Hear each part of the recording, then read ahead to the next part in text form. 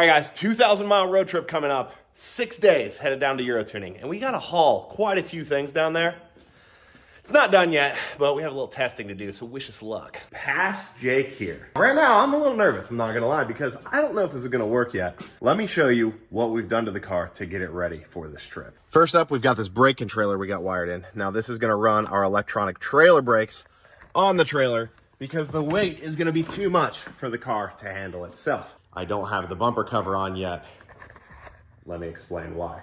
So this is just the factory crash bar held on with 6 bolts, and then I added a plate with 2 more 3/8 bolts, and then that all ties in to the back of my hitch. But the unibody of this car is not really designed for a huge heavy hitch, and it might have a little more flex or deflection than I'd like. Check out the slow-mo footage. So slightly concerning. It does move quite a bit. Now that was with a jack under the car so that the car couldn't travel on its suspension at all. That's going to soak up a lot of our bumps. I'm a 200-pound plus guy jumping up and down. I know that's a lot of weight, but the trailer is also going to have a decent amount of tongue weight. So what I want to do is I've got it all wired up without the bumper cover, because once it's done, our 7-way here is going to mount right here, so that way you can plug in nice and clean. But I want to hook the trailer up and drive it, because as we put more and more tongue weight on it, I want to drive around and maybe put a GoPro on the back of the car, watch this bounce and see how much it flexes. Because if I'm just doing a trip here or there, I could push this to limits. The flexing doesn't bother me. But on a 2,000-mile round trip, the thousands and thousands of times that that's gonna happen, I don't know what happens when I get to Georgia and I start seeing cracks all along here. We're gonna be looking for some steel and a welder. Also, speaking about tongue weight, we have to deal with that somehow. And so we got this little air spring kit from Firestone, and it's a bear, but you just push these bags in there. Air hose comes out, and they're on both sides. And now we can take a small portable air compressor, like that one right there. You just keep adding air until you get back to your original ride height. Let's jump in this, go grab that trailer, test it out, and let's just see what a big old enclosed trailer looks like behind a Mark 6 Golf R.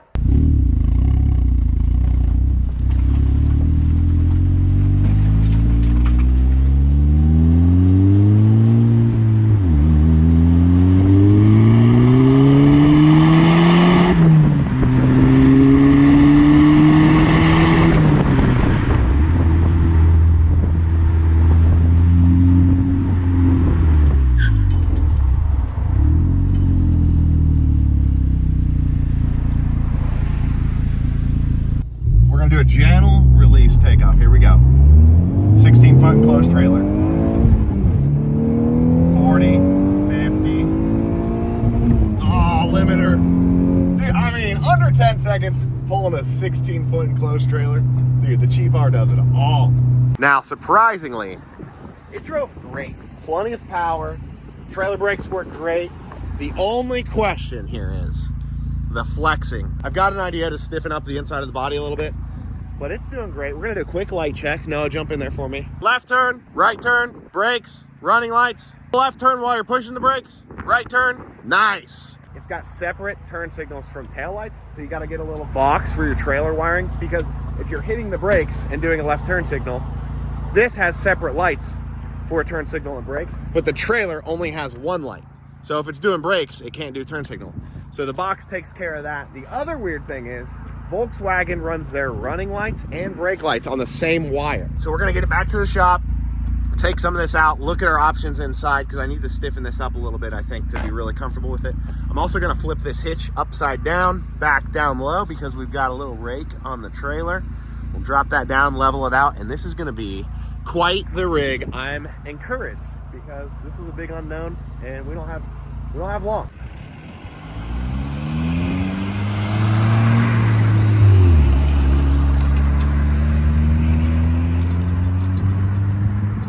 The next morning, the drive home went really well. Now I want to up the ante a little bit. I'm gonna load up my old brute force.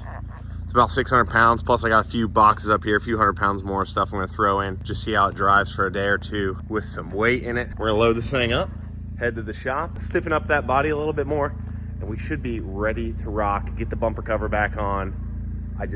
It's gonna look so good together. Let's get at it.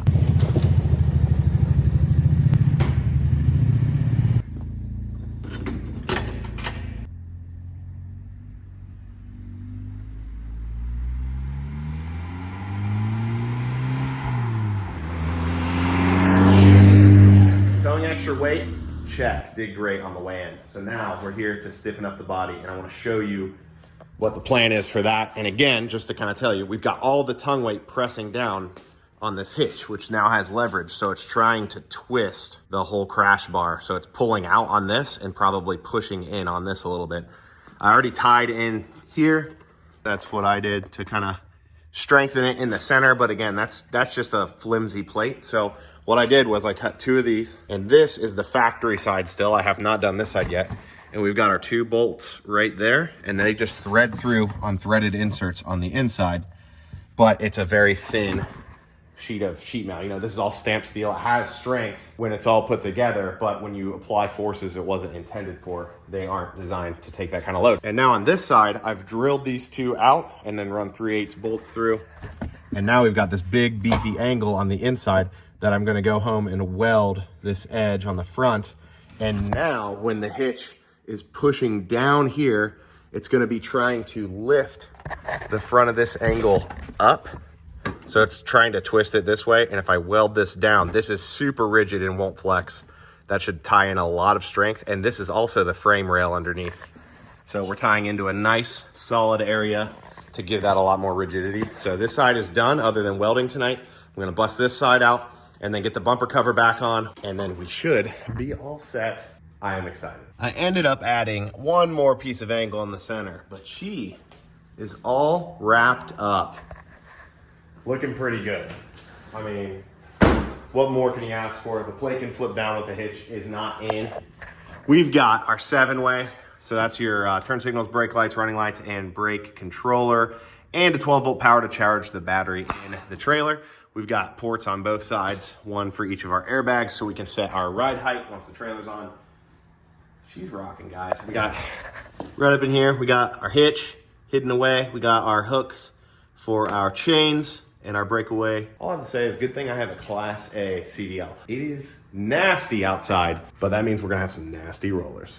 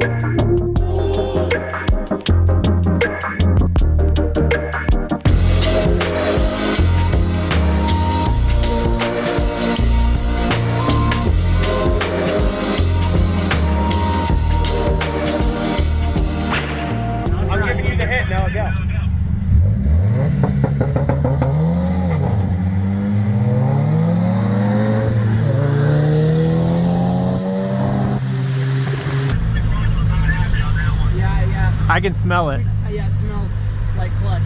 Well, if you ever wondered what a Golf R pulling a big old trailer looks like, now you know. I am so happy with how this turned out. We put this together in just a few days because next week we're driving this down to Tampa, Florida, 1,000 miles from us, and we're headed to Euro Tuning. They're putting on their open house where they open their 40,000 square foot headquarters to all of us. You can see everything. There's tons of great vendors. I think they had 500 to 1,000 cars last year, somewhere in that realm. Great show, great turnout. Don't miss it if you're in the area, or if you're not. We're driving 1,000 miles, so can you. But if you like what you're seeing in these videos, please subscribe to the channel. Leave me a comment. Let us know what we should tow with this next. Or if you know somebody who's pulled something bigger with their Golf R, let me know because I want to beat them. As always, we really appreciate you guys watching these videos, and we will see you on the road to Tampa in the next one.